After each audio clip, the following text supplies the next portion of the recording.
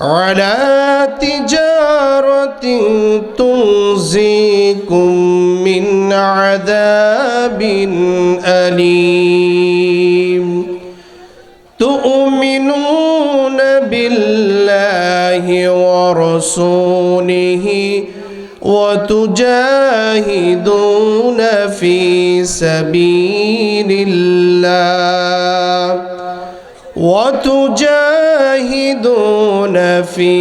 سبيل الله بأموالكم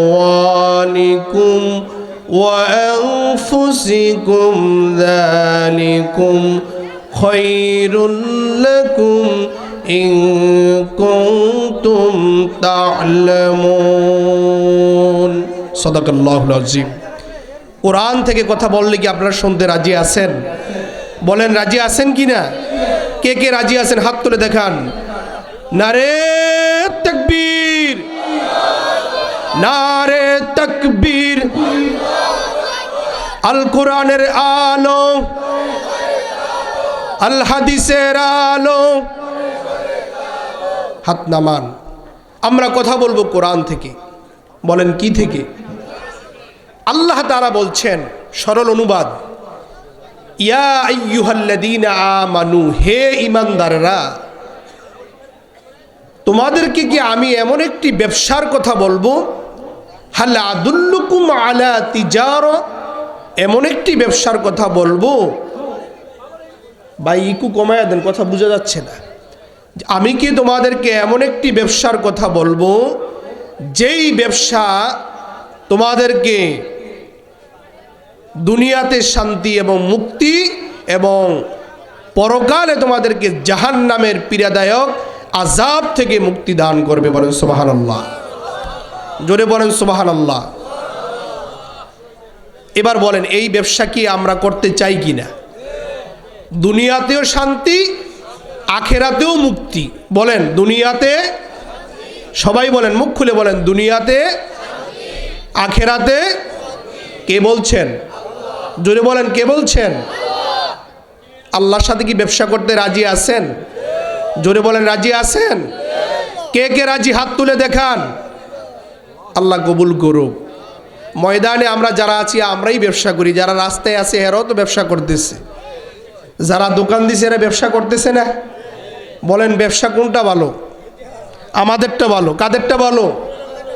আমাদেরটা ভালো। আমরা কার সাথে ব্যবসা করব? জোরে বলেন, কার সাথে? আল্লাহর সাথে ব্যবসা করতে রাজি আছেন? দুনিয়ায় ব্যবসায়ীদের মধ্যে বেজাল আছে, আছে না নাই? কথা কন না, আছে না নাই? কিন্তু আল্লাহর কাছে কি বেজাল আছে নাকি? মিথ্যা আছে নাকি? ওমান আসদাকা মিনাল্লাহি কিলা, আল্লাহ থেকে সত্যবাদী আর কি কেউ আছে? বলেন কেউ আছে?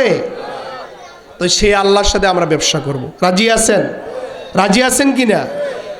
আল্লাহ তাআলা বলছেন যে এমন একটা ব্যবসার কথা বলে দিব যেই ব্যবসা তোমাদেরকে দুনিয়াতে শান্তি, আখেরাতে, বলেন দুনিয়াতে আখেরাতে, এটা কি আমরা চাই কিনা? এবার আসেন ব্যবসাটা কি। তুমিনুনা বিল্লাহি ওয়া রাসূলিহি ওয়া তুজাহিদুনা ফি সাবিলিল্লাহ। আস্তে আস্তে আগাই। এক নম্বর হলো তুমিনুনা বিল্লাহ, তোমরা আল্লাহর প্রতি ঈমান আনবে। বলেন কার প্রতি? এখন আল্লাহর প্রতি ঈমান আনা ছাড়া এই ব্যবসা করার কোনো সুযোগ, কথা কইলেন না, এই ব্যবসা করার কোনো। এখন আল্লাহর প্রতি ঈমান আনা পর্যন্তই কি শেষ? অরসুলি, কার প্রতি? বলেন কার উপর? আল্লাহকে বিশ্বাস করা পর্যন্তই শেষ নয়। কাকে বিশ্বাস করতে হবে? আল্লাহকে বিশ্বাস করতে হবে এমনভাবে, শুধু মুখ দিয়ে নয়। ইকরার বিল লিসান তাসদিক বিল জিনান, যে শুধু মুখে বললাম আর অন্তরে বিশ্বাস করলাম, কাজে বাস্তবায়ন করা লাগবে। কথা ঠিক কিনা বলেন? মসজিদের মধ্যে যখন নামাজ পড়ি, আল্লাহকে বলি ইয়াকা না'বুদু ওয়া ইয়াকা নাস্তাঈন। ও আল্লাহ, কেবলমাত্র তোমার ইবাদত করি আর কেবলমাত্র তোমার কাছেই সাহায্য চাই। কিন্তু মসজিদ থেকে যখন বের হয়ে যাই, মসজিদ থেকে বের হয়ে আল্লাহর বান্দাটা আল্লাহর সাথে যে ওয়াদা দিল, এই ওয়াদার কথা তার আর মনে থাকে না। নেতার কাছে যায়, গিয়ে চামচামি করে আর নেতাকে বলে, নেতা সাহেব আপনি আসেন বিদায় দে, আমি এখনো এলাকায় আছি, আপনি আসেন বিদায় দে, এখনো বেঁচে আছি, আপনি আসেন বিদায় তো 4টা ডাল ভাত খেয়ে সন্তানাদি নিয়ে বেঁচে আছি। এইরকম চামচা সমাজে আছে না? কমন ফোর্সে এই চামচা আসেনি সমাজে? নেতা আপনি আসেন দেখেই তো 4টা ডাল ভাত খেয়ে আছি। ডাল ভাত খাওয়ায় কে? কথা কয় না, ডাল ভাত খাওয়ায় কে? সামসামি করা যাবে নাকি? মসজিদে আপনি ওয়াদা দিলেন, নেতা ইয়াকা না'বুদু ওয়া ইয়াকা নাস্তাঈন ইহদিনাস সিরাতাল মুস্তাকিম। হে রব, কেবলমাত্র তোমার ইবাদত করি, তোমার সাহায্য চাই। আল্লাহর কাছে সাহায্য চেয়ে আল্লাহর বান্দা যখন মসজিদ থেকে বের হয়ে যায়, আবার মাজারের কাছে গিয়ে আবার সাহায্য চায়। এইরকম বাটফারো সমাজে আছে না? নাই? আছে কি না? কথা বলেন, আছে কি না? মাজারওয়ালা ব্যক্তি কিছু দিতে পারে না। যদি দিতে পারতো তাহলে কাবার মালিকের কাছে যাওয়ার কি দরকার ছিল? যারা মসজিদে নববীতে গিয়েছেন, দেখেছেন আল্লাহ নবীর রওজার দিকে তাকায়া কেউ যদি মুনাজাত দেয়, সাথে সাথে মদিনার পুলিশ এসে তাকে ঘুরিয়ে দেয় ইলাল কাবা। কাবার মালিকের নিকট তুমি চাও, মদিনাওয়ালার নিকট চেও না। সুবহানাল্লাহ। আমি নিজের সাক্ষী, রসুলের রওজার দিকে হয়ে মুনাজাত দেয়, দুইটা ঘুরিয়ে দেয় ইলাল কাবা, কাবার মালিকের নিকট চাও। সুবহানাল্লাহ পড়েন, জোরে বলেন সুবহানাল্লাহ। আজকে আমরা মুসলমান হয়ে আল্লাহর কাছে চাই না, কিন্তু কাফের মুশরিকেরাও কিন্তু আল্লাহর কাছে চাইতো। কথা ঠিক কি না? দলিল লাগবে? বদরের যুদ্ধ, আবু জেহেল গড় থেকে বের হইছে, মুসলমান না কাফের? কথা কইলেন না, মুসলমান না কাফের? যারা জবাব দেন নাই তাদের কি আত্মীয় লাগে? আত্মীয় লাগে নাকি? মুসলমান না কাফের? ঘর থেকে বের হইছে, কই যাইবে? কোথায় যাবে? বদরের যুদ্ধে যাবে।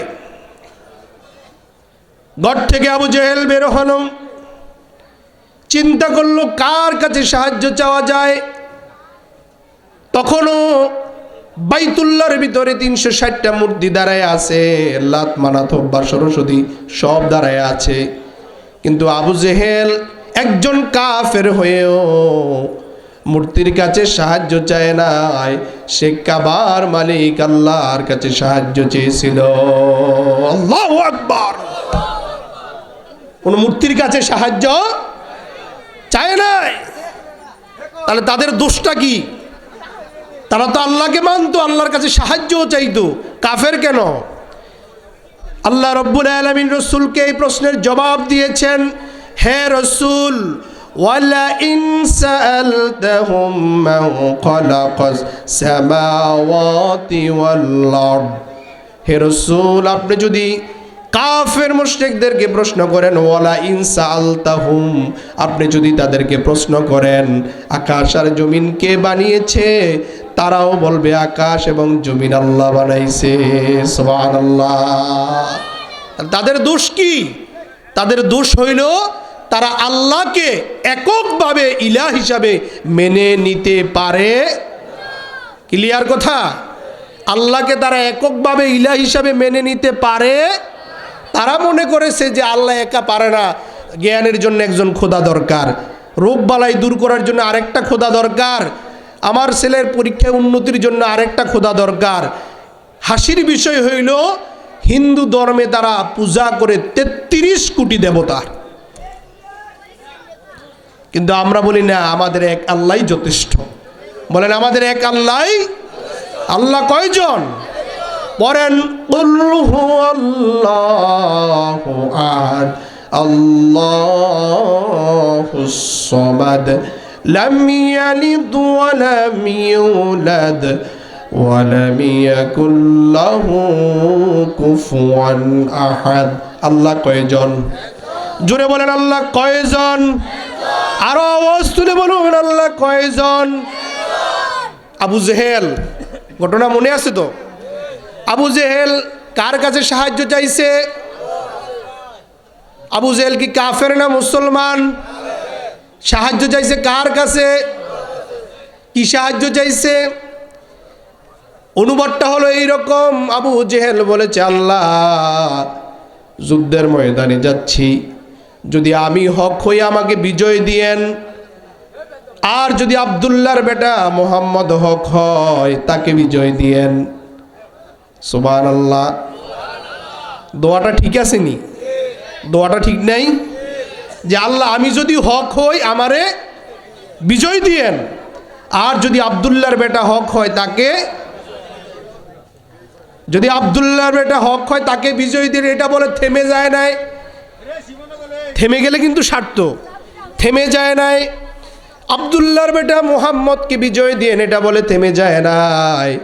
দোয়া করছে আল্লাহ আব্দুল্লাহর বেটা মোহাম্মদ যদি হক হয় আর আমি আবু জেহেল্লা যদি বাতিল হই, বদরের যুদ্ধে তুমি আমাকে শেষ করে দিও। শেষ হয়েছে কি না? শেষ হয় নাই? কথা কোন টাকা শেষ হয় নাই? ছোট ছোট বাচ্চাদের হাতে আবু জেহেল শেষ হয়ে গেছে। তাহলে আমি বুঝাইতে চাচ্ছি তারা কাফের, এরপরও সাহায্য চাইছে কার কাছে? আর যারা মুসলমান দাবি করেও আল্লাহ ছাড়া গায়রুল্লাহর কাছে চায়, আল্লাহ ছাড়া অন্য কারো কাছে চায়, এরা আবু জেহেল থেকেও, কথা কন না, এরা আবু জেহেল থেকেও কি রাজি আছেন কিনা? কথা ঠিক আছে কিনা? ভাইরা আমার, আল্লাহ কয়জন? এই আল্লাহর প্রতি ঈমান আনতে হবে এমনভাবে যেমনিভাবে ঈমান এনেছেন খুবাইব, যেমনিভাবে ঈমান এনেছেন খাব্বাব, যেমনিভাবে ঈমান এনেছেন হযরত বেলাল। ঠিক কিনা বলেন? আমরা তো ঈমান আনি 5 টাকার চায়ের কাছে ঈমান বিক্রি করে দেই, ঠিক কিনা? নির্বাচন আসতেছে, দেখা যায় এমন কিছু লোক আছে নির্বাচনের ধামামা বেজে উঠলে আর নিজের পকেটের টাকা দিয়ে চা কিনে খায় না। কথা ঠিক না বেঠিক? কথা ঠিক না বেঠিক? সন্ধ্যার পরে বের হয়ে যায় যে নির্বাচনী চা কোন অফিসে গেলে পাওয়া যায়। কথা ঠিক আছে কিনা? কথা ঠিক আছে কিনা? কয় কি আপনি মিলে মেম্বারি করবেন? কয় হ করবো তো। কয় মেম্বারি করলে পকেট থেকে ছাড়তেই পারে যে মানুষজন বইয়ে রয়েছে চা খাওয়ান না, মানে হ্যাঁ কিন্তু এর লগে আছে, আছে কিনা? কথা কয় না, আছে কিনা? হযরত বেলাল ঈমান এনেছেন, হাবশি গোলাম। হযরতে বেলাল ঈমান আনার অপরাধে হযরতে বেলালকে ধরে নিয়ে যাওয়া হলো। হযরতে বেলাল মনিব ডেকে বলল, বেলাল তোমাকে আমি ভালো করে চিনি, ও বেলাল তুমি ঈমান ছেড়ে দাও। বেলাল যদি ঈমান ছেড়ে না দাও তোমাকে আঘাত করা হবে, তোমাকে নির্যাতন করা হবে। বেলাল রাদিয়াল্লাহু আনহু বললেন,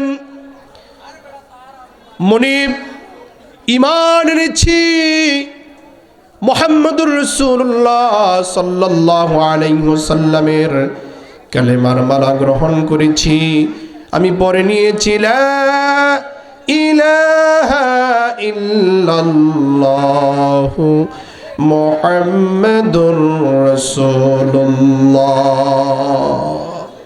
ঈমান এনেছি, ঈমান ছাড়া যাবে না। বলল পাথর আনো। মরুভূমির উত্তপ্ত বালির মধ্যে বেলালকে শোয়া দেওয়া হলো।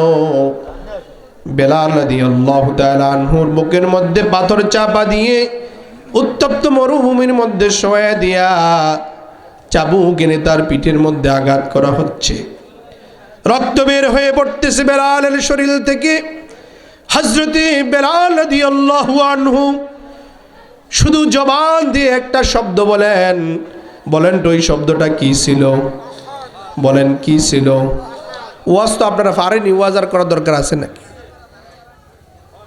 একটাই শব্দ ছিল আহাদ। বলেন কি? আরো সবাই বলেন, জোরসে বলেন, আরো জোরে, নির্বাচনের আওয়াজ দিয়ে এখন আরো জোরে। বেলালকে যত আঘাত করা হয়, বেলাল শুধু একটা শব্দ বলে, আহাদ আহাদ আহাদ। পাশ দিয়ে যাচ্ছেন আবু বকর সিদ্দিক রাদিয়াল্লাহু আনহু, ডাক দিয়ে বললেন, বেলাল গো, তুমি যে আহাদ বলো, এই আহাদ বলার কারণে কাফেরেরা তোমার প্রতি ক্ষিপ্ত হয়ে যায়, আরো বেশি করে তোমাকে আঘাত করে। আল্লাহু আকবার। কিছু সময়ের জন্য তুমি আহাদ বলাটা বন্ধ করে দাও। বেলাল রাদিয়াল্লাহু আনহু বললেন, ভাই আবু বকর, তুমি আমাকে বলো আহাদ বলাটা বন্ধ করে দেওয়ার জন্য, বরং তুমি শুনে নাও, তারা আমাকে আঘাত করে, শরীর থেকে রক্ত ঝরে পড়ে, কিন্তু যে আঘাতের যন্ত্রণা তৈরি হয়, আহাদ বলার সঙ্গে সঙ্গে তা দূর হয়ে যায়। আহাদ কি কোরআনে আছে নাকি? পড়েন আবার, কুল হুয়াল্লাহু আহাদ হুস সামাদ লাম ইয়ালিদ ওয়া লাম ইউলাদ ওয়া লাম ইয়াকুল লাহু কুফুয়ান আহাদ। ঈমান থেকে বেলালকে সরাতে পারে নাই, পারছে কিনা? কিন্তু মুসলমান আজ ঈমানের দাবিতে আমরা নিজেকে মুসলমান বলে দাবি করি। 5 টাকার চায়ের নিকট 500 টাকার নোট যখন সামনে দেওয়া হয়, 1000 টাকার নোট যখন সামনে দেওয়া হয়, ঈমান আর ঠিক থাকে না, ঠিক কিনা? আল্লাহুম্মা সাল্লি আলা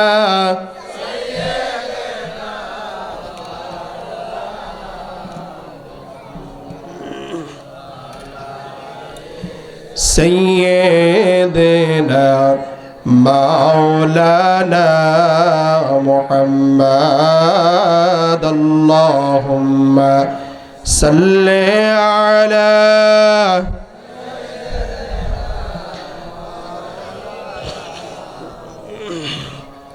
وعلى آل سيدنا مولانا। নবীর মায়া সেরে মানুষ কোথায় আসো বুঝি না, তোমার মায়ায় কান্দে নবীজি শুয়ে সোনার মদিনায়। আল্লাহুম্মা সাল্লি আলা سيدنا مولانا وعلى آل سيدنا مولانا। সম্মানিত হাজিরিন, তাহলে 1 নাম্বার হলো আল্লাহর সাথে ব্যবসা করতে হলে আল্লাহর প্রতি ঈমান আনতে হবে। এরপরে হলো কি? রাসূলের প্রতি ঈমান এবং মহব্বত পয়দা